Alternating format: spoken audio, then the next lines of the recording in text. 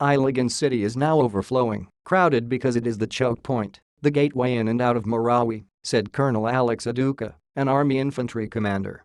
The terrorists are trying to withdraw, and those who can leave might attempt to enter Iligan by disguising themselves as evacuees, he said.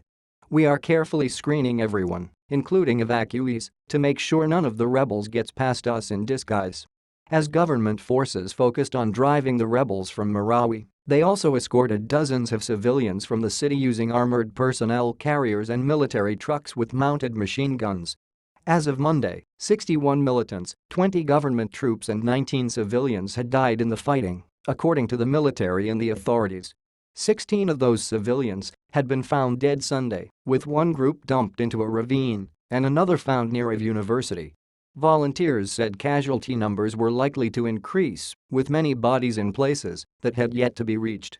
Hostilities erupted last week when the military and the police moved to arrest Isnilon Hapilon, the Islamic State's anointed leader in the Philippines and the leader of the Abu Sayyaf terrorist group, but were met by a 100-strong force of fighters that also included heavily armed insurgents from the allied MOP group. The military has said that militants from Indonesia, Malaysia, and Singapore were among those taking part in the clashes.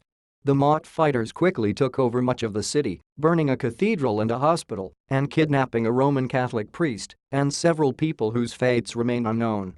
They then spread out of the city, engaging troops in running gun battles. The army had hoped to finish off the rebels quickly, but the militants mixed in among Marois inhabitants, complicating government efforts to subdue them and rescue trapped citizens. Officials called on civilians to wear white or tie on white ribbons to indicate they were non-combatants. There are many people stranded inside the areas where we believe fighters are still roaming, said Sarapata Pakisam, the deputy of the Provincial Disaster Council. 3 women were texting us in the hotline from their basement. One said, "There are IS fighters inside our home," he said, referring to the Islamic State.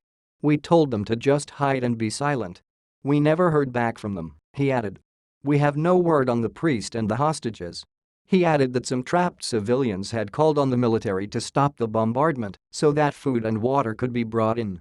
On Monday, the atmosphere in Marawi was tense, with constant explosions sending evacuees into a panic. Evacuees also had to pass through checkpoints at several roadblocks to leave the city. Some were asked to submit to strip searches by government troops. "We just want to join our relatives in Iligan," said Noor Hayat Aziz, 23. "This place has been forsaken."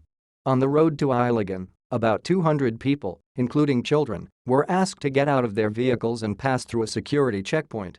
Amid the deepening crisis, Mr. Duterte faced calls not to use it as a pretext for strengthening his grip on the country. Last week, Mr. Duterte had warned that he might impose martial law on the whole country to stop the Islamist threat. "No one is above the law, not even the president," said Senator Francis Pangilinan, an opposition leader. "We oppose any violation of the Constitution on matters pertaining to the martial law declaration. To allow the president to disregard the Constitution is to open the gates to dictatorship." Continue reading the main story.